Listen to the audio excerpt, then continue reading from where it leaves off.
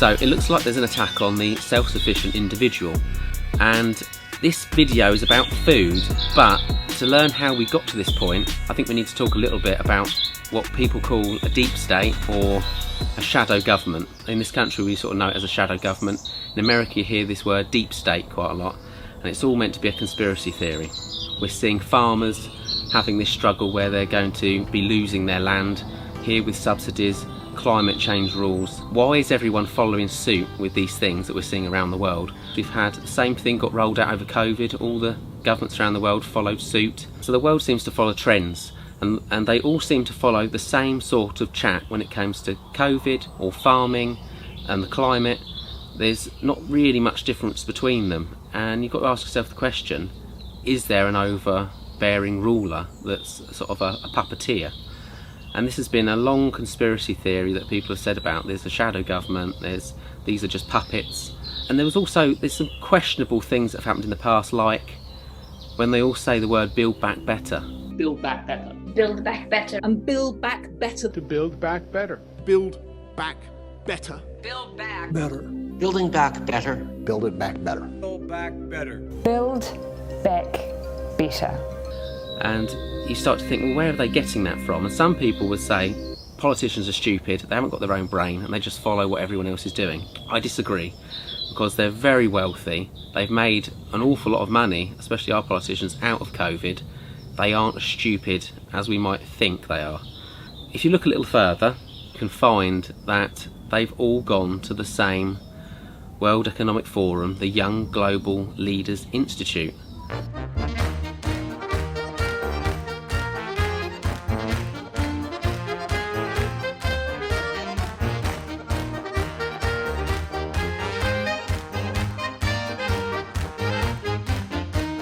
All these names, they've all gone to this institute. Keir Starmer didn't come up, so maybe he isn't. Davos or Westminster? Davos. In order to be a young global leader in their institute, you have to have someone, a member, nominate you forward. And obviously it's going to be quite in-house in the way they do that, and if your family is the right family, maybe you get nominated in. And I would think it works like that, because let's face it, a few years ago none of us even had heard of the WF, really. Do we have a shadow government? Yes we do, and it's proven by all the people that have been there.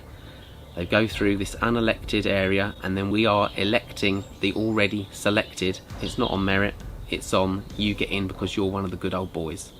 You have to start listening to what they're saying and look at what they could be planning, because the start and the end of what they're planning are two different things. You might give a little and lose a lot. Now, something that seems like an innocent thing to protect others can end up being a thing to control all. I can see the way it's going, and we've lost quite a lot of our freedoms already. So one of the ways they're trying to do this is through food, and there was an article came out that said people in urban areas trying to grow their own food are more harmful to the environment than doing it with, say, a tractor in an agro-industrial manner. Now, I've watched enough Tractor Ted with my children to know how this works, and I live in a farming community. If you're doing carrots, they're going to plough the ground first, they're going to fertilise the ground possibly, they're going to put the seed down with the tractor, and then they're going to have to spray that thing so that it doesn't get any pests on it, and maybe fertilise it again. And then when they get the crop in, they're going to have a tractor that goes along, ploughs those carrots up, chops the leaves off first, ploughs it up, puts it through a conveyor belt into another tractor with a trailer that then takes it away somewhere where it's washed, put in cool storage before it gets lorry driven to a supermarket, before it gets handled again, before it reaches the supermarket shelves, and then you go along in your car and purchase it. Now, that sounds to me like quite a lot of effort to grow a carrot. So they're saying that you have a larger carbon footprint growing food yourself. And the media have picked up on this, and they've obviously run with it. The study might not have suggested it in that way, but the media most certainly have. So the next thing is people keeping livestock, such as chickens. We are now going to have to register all of our hens. Now in this country we could have kept up to 50 hens without having to notify anybody. And now if you have one chicken, you've got to let the government know that you have a chicken and what breed it is.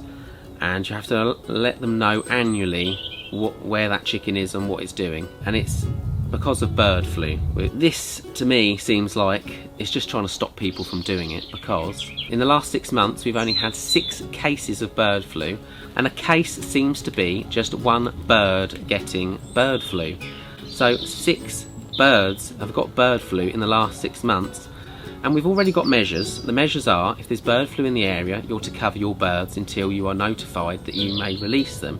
So you don't have to look far. You can go on the government website and they just say it's about surveillance. They're going to survey your birds. So maybe that involves putting a drone overhead to see what they're doing, how many you've got. How are they going to police that? I don't know. It's going to cost the taxpayer millions again, but they don't care. It's not their money. It's a nonsense. It's completely about control.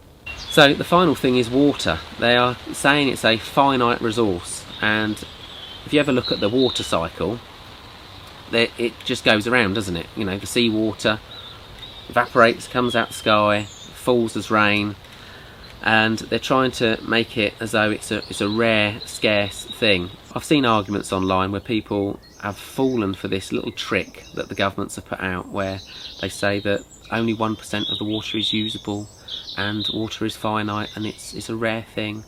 And you know, people with common sense say the planet's nearly all water. It's nearly all covered in water. There's water everywhere. It's a mass of water, and the issue is infrastructure. If you haven't got holding tanks, or you haven't got the reservoirs to capture the rainwater that has once probably come from the sea, or a camel having a piss, it goes around.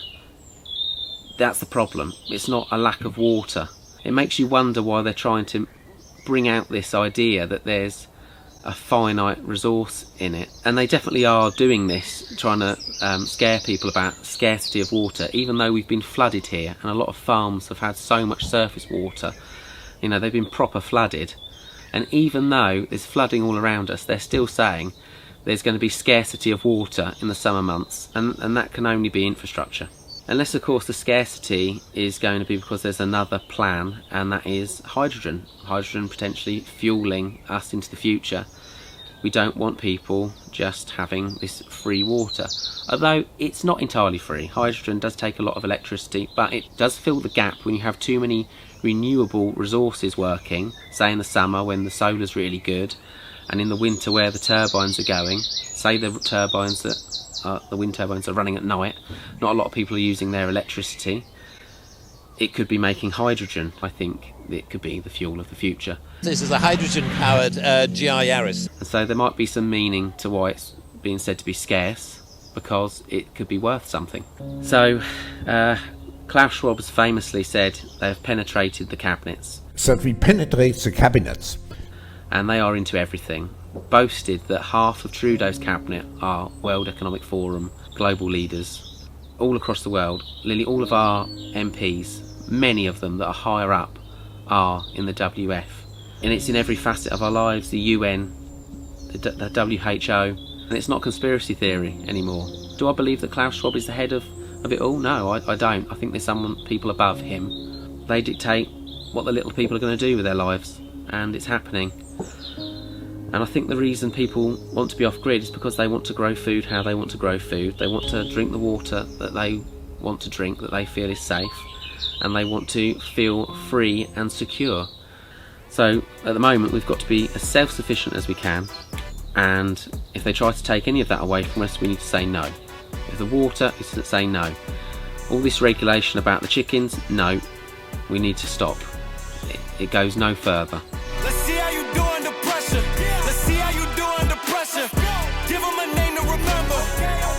Hey, let's see how you do under pressure. Let's see how you do under pressure.